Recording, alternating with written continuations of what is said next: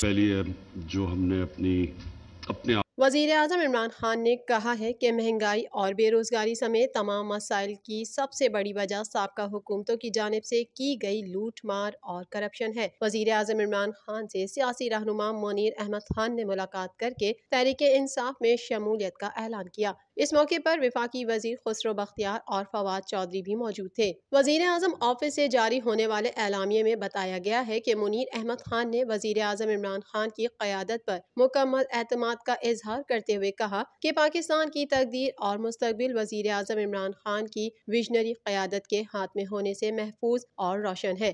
ہر پاکستانی اور خصوصاً نوجوان نسل اس بات پر فخر محسوس کرتی ہے کہ ملک کی باغ دوڑ اس لیڈر نے سنبھالی ہوئی ہے جس کا دامن صاف اور کرپشن سے پاک ہے۔ ان کی بے لوث جدوجہد سے متاثر ہو کر تحریک انصاف میں شمولیت کا فیصلہ کیا۔ وزیر اعظم عمران خان کا کہنا تھا کہ ملک میں مہنگائی، بے روزگاری اور افراط زر سمیت تمام مسائل کی وجہ سابقہ حکومتوں کی جانب سے کی گئی لوٹ مار اور کرپشن ہے۔ میرا مشن ہر طرح کی کرپشن کا خاتمہ ہے اور اس کے لیے کسی قسم کی نرمی اور سمجھوتہ نہیں کیا جائے گا۔